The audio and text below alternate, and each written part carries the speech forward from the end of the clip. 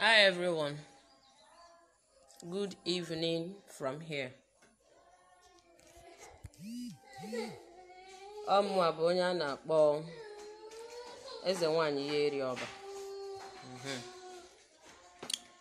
Na-ekene onye ukwu, na-ekene onye nta, na-ekene anyanwụ na agbara, na-ekene Chukwu abịa m, na-ekene Chime onye ụwa m, na-ekene ndị agwụ, na-ekene ndị egede, ndị mbụ, ndị ichie, ndị nze na ọzọ, ezumezu mmụọ niile, ohu mmụọ nnu mmụọ, ekelecha m ha niile, na-asị ya gaziere nwoke, gaziere nwaanyị, nke onye chiri ya zere. Ụmụnne m, ihe njipụta na mgbede a sị ka m nkwutu okwu ya bụ maka ndị mmiri, ihe gbasara ndị mmiri. Ajụjụ a na-ajụ m dị too much, azagidena m ajụjụ, ike agwụ m. Mmadụ niile esichakwanụ hụ na mmiri pụta ụwa. Enwe ndị si n'ala, enwe ndị si n'elu, enwe ndị si n'ọkụ, enwe ndị si na mmiri. This is the four elements that made human being. So ị bụrụ onye ala, ọ na-afa ya ekwu. Ị bụrụ onye mmiri, ọ na-afa ga ekwu. So ebe onye ọbụla ebe ọ na tru afa ka ị ga-amara ndị bụ ndị otu gị, mara onye lụrụ gị ụwa, mara ebe isi lụ ụwa, mara ihe bụ akara ụwa gị, mara aka nne gị, mara aka ịkpa gị. Ọnya na-eme ihe anụnwa anyị je hapụ ga AI kwesịrị ma eje mewe bi, because enwere onye ma left and right ya.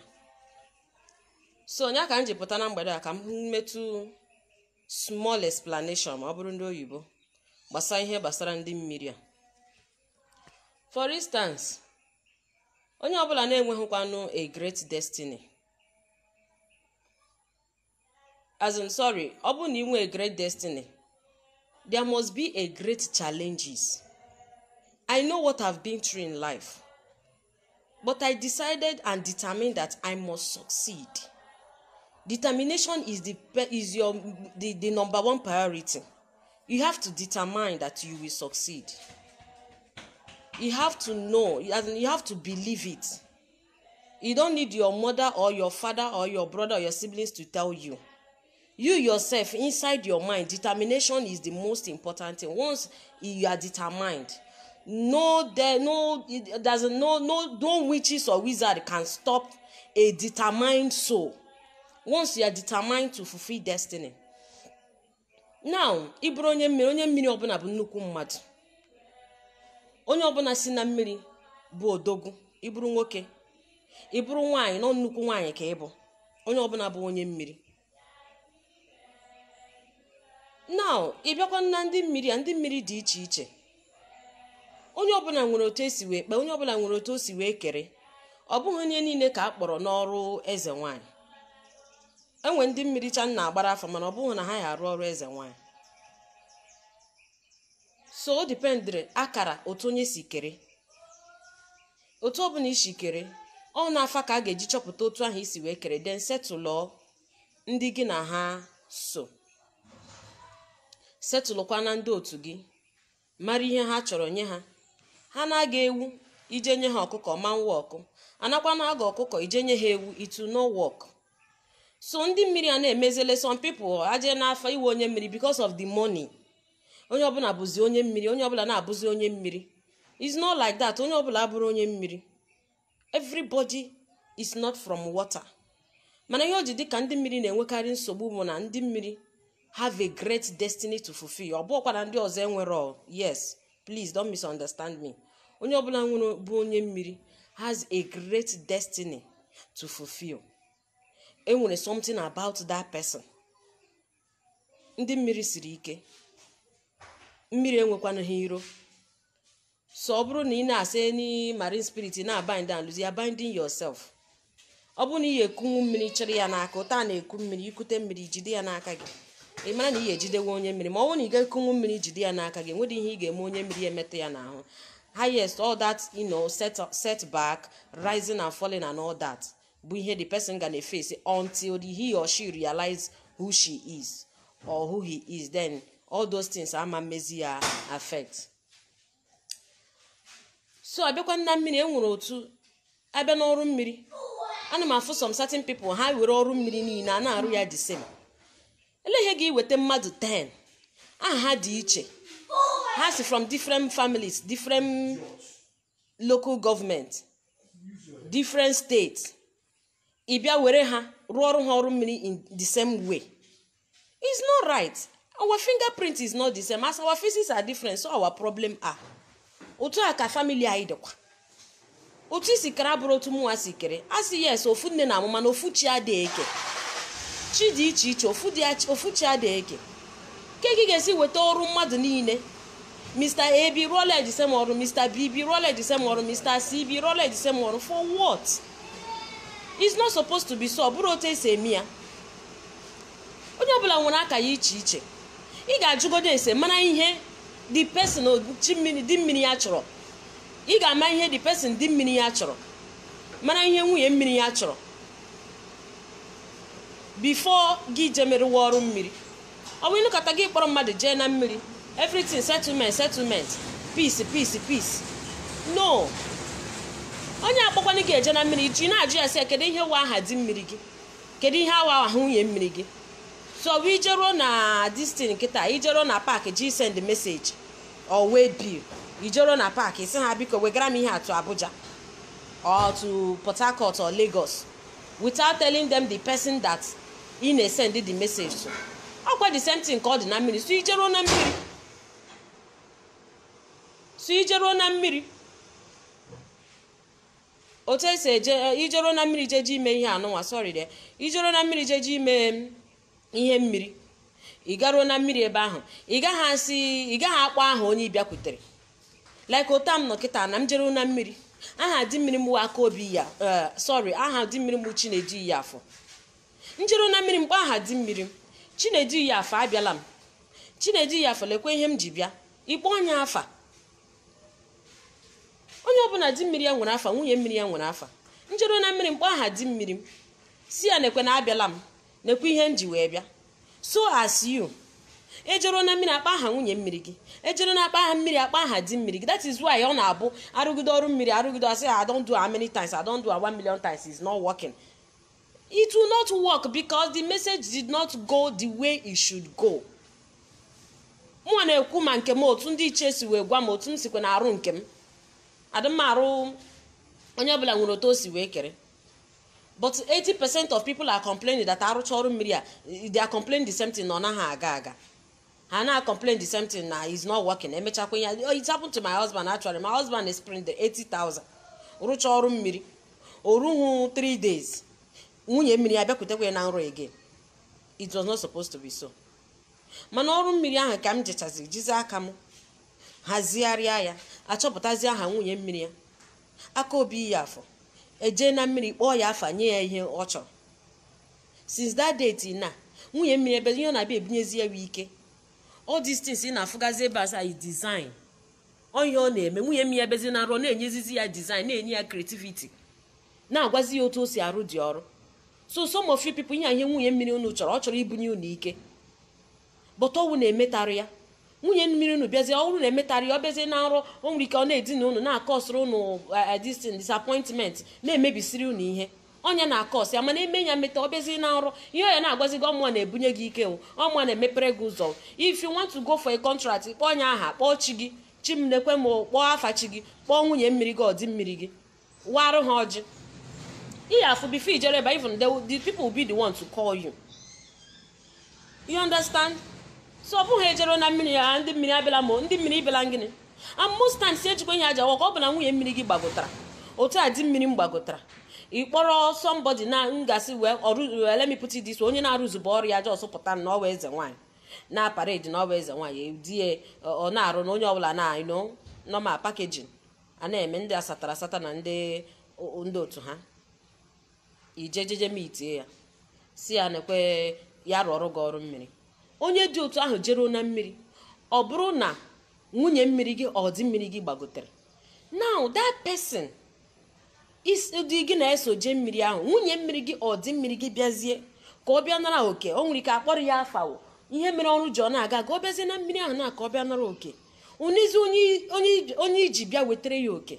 ọsọ onye bụkwa na onye a ga-ama ma onye ahụ princess ma queen. Is the person crowned o zukwara ezu ka eme otu ọ dị n'ụwa ka ọ dịkwa n'ebe ahụ. Yes, otu anyị bikwa ebe a ka ha nwa dị ebe ahụ. Otu onye ọbụla nwere, anyị nwere lay elite, nwee traditional rulers, and otu ahụ ka onye ọbụla dị ka o depend according to your level. So otu ị gaghị ahụ a king now ije were a servant na somebody that is not qualified isi aje ebugarala king ihe. The king will not accept it. Even though you accept, obuzo juwes onye dịkwa na ihe a ozi ga-ebido gawa aghara. Even the maids and the guards ha nwere ike ekwe ka agaghị ekwe ka ịba na the place ga deliver the message. Otu a ka ọ dịkwa na mmiri.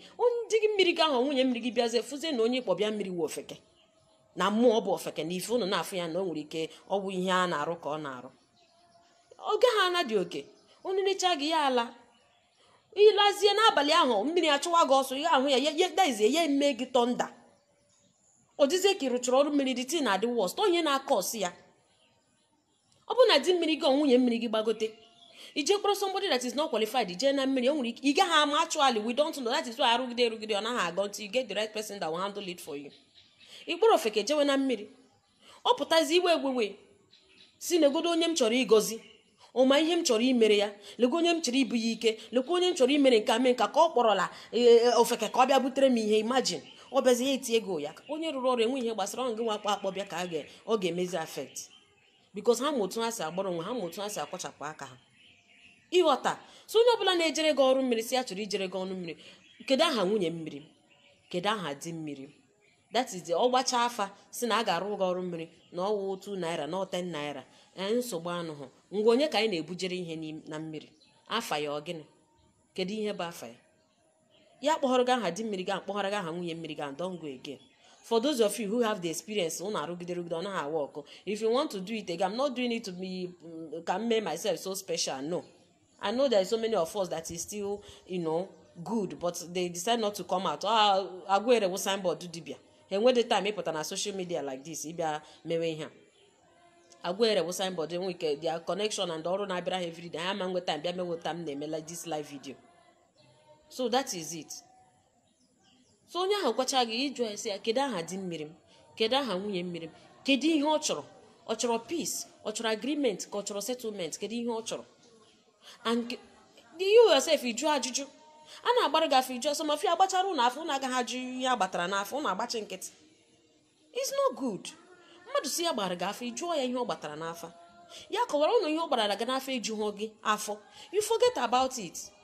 That does not mean you must do the work there. Ichekikwa another place gbagharịa afa gị mgbe ị na-enwetara 2 or 3 people gwara gị the same thing na ha ichuzizie one of them ga-emere gị ga-arụrụ gị dị ọrụ. Onwe ebe ọbụla agbarala gị afa wuru m gị jebe gọ ya wụ ihe wụ na agaala m ebe a ga ebe ọrụ ha. Do I for the victim, but na-agwazi unu the key that you use to escape it, because mmadụ ịta afụ weta ego nye gị si gị rụọ ọrụ ya ọrụ a arụcha ya ọgara aga is not easy, it's very painful. I've been there before. So ihe dị n'ọrụ mmiri a arụrụ ya ọga ahụ bụ na amaghị aha nwunye mmiri gị, amaghị aha di mmiri gị. Arụrụ ya ọga ahụ bụ na o nwere ike di mmiri gị gbagote nwunye mmiri gị gbagote, then ewerezie akpọrọzi onye na-erughị eru, the person that is not qualified na-arụzụba ọrụ ya asa eze nwaanyị ịkpọrọ ejebe na mmiri ka o jee setụlụọla gị ndị mmiri. Onye na-eji wepụ ihe dị gị n'anya wepụbe nke dị ya n'anya. How do you think it will work? So each of based on experience, biko na ụmụnne m unu chọọ unu agba afa different places. Ịgba afa na Okonkwo, ịgba afa na Mgborie, ịgba afa na Mgbaafọ, iche ekicha before mgbe ofu onye na mmadụ abụọ na-agwala gị the same thing na hey mana inside the 2 or 3 people no the same thing, then your spirit will choose gị nwa ma i choose onye ga-arụrụ gị dị ọrụ. Ọ bụghị ebe ọbụla ijere gba afa the person must do the work for you. And ijekwana ji ịgba afa asị gị na weta afa 10,000 5,000, be careful, be careful. Onye nke bịara I don't understand. Ihe a dụkwa n'ọrụ a ka enyere ụmụnne anyị aka, ọ bụghị ịbịa ịnarawa ha ego. Ọ bụ ya wee mechakwa ha echiwekwa azụ jewe n'ebe a na-akwa aka. Ọ dịka anyị na onwe anyị si na ịbụ ndị ọdịnala na ya we are not helping the matter. It's because you have not gotten the right person. Na ka m bakwa n'ebe ndị ụmụ nwoke nọ, biko ịbụ nwoke ọbụla bụ onye Igbo na odogwu ka ịbụ akwa ifu na ụmụ nwaanyị eze nwaanyị na-apụtasị na mụ alụgo di ya married to a Benin man. Na odogwu ka ịbụ. My husband from Benin, Ishan. Ogwu ka ha na-asa avụ. And that day it bụ ihe loro ya ụwa. Anyị amakwana. Mana anyị amatago kịta. So ihe awụ some of the things unu na-amarọ na-enye nsogbu. Mgbe dị tene bịara bido onye nwe nsogbu na-akụchichiri ya ụzọ. Nke m join kwa. Ọ dịka ụzọ aga ya aga. Mana kịta na ụzọ ekweziela ọgụ ga na-aga ya aga mana mmụọ mana ife. Ihe a small things anyị neglect chara bụ ihe na-enye anyị ihe. Si bụrụ nwoke na ịbụ odogwu. Ịbụ nwoke n'ala Igbo dị Eastern part ebe ọ bụla isi Edo isi Benue ebe ọ bụla isi na Anambra Imo. N'ọbụ odogwu ka ịbụ. Akwa ifu na ụmụ nwaanyị eze nwaanyị na-apụtasị n'ike. Ihe nji aga bụ na ụfọdụ na be diwa akụ nna m. Den ndị nke si be di m sọpọtụ kwuo mụ.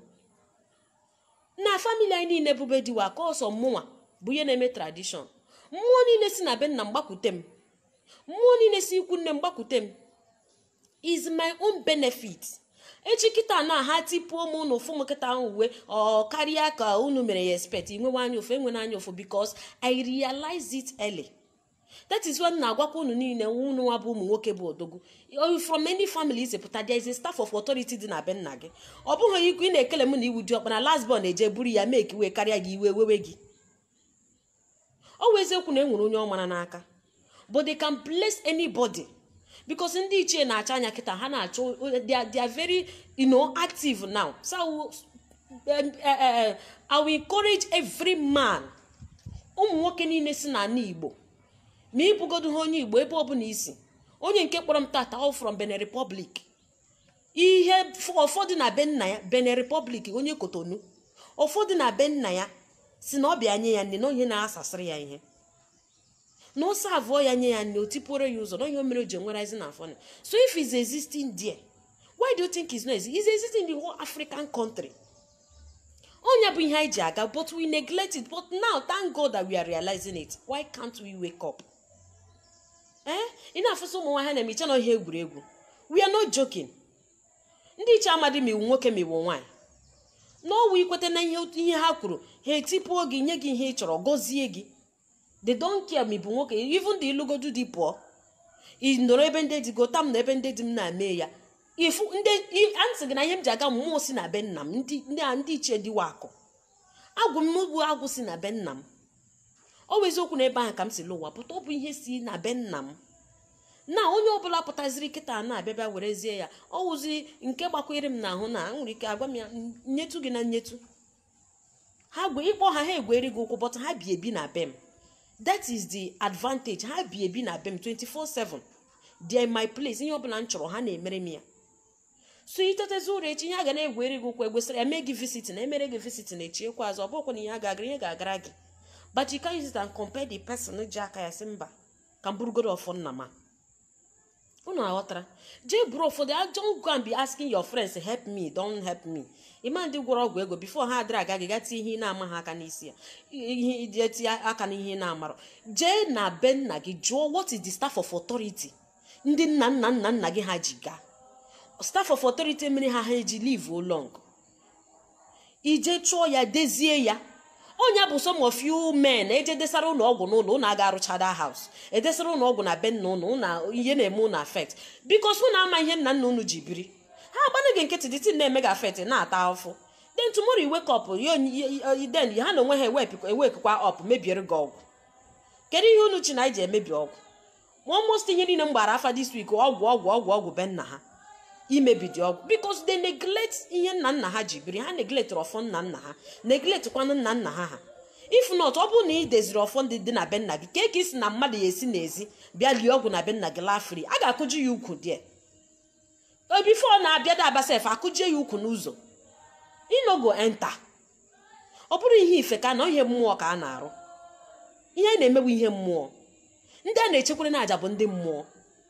So that is why ọ bụ na arụcha enye anụnwa onye ndị ahụ negletịrị abịa na be nna ụnụ mmadụ nwere ike bete ebe abịa desa ọgwụ mmadụ bịa sị na nke ụnụ nwaanyị agaghị alụ di ọ ụmụ nwoke aga eme ọfụma ọ mmadụ aga aka nka na be ahụ. Ndị ichie gbachi nkịtị nọrọ ọnụ na-ele n'ụnụ ụfọdụ ụnụ na-eje mebisia le pastọs ụnụ mebisia agba ya ọkụ. Ndị ichie nọrọ ọnụ n'akụkụ ụnụ oche na ha bi n'osisi ebiro n'osisi ha nọ n'ala na-eche gị.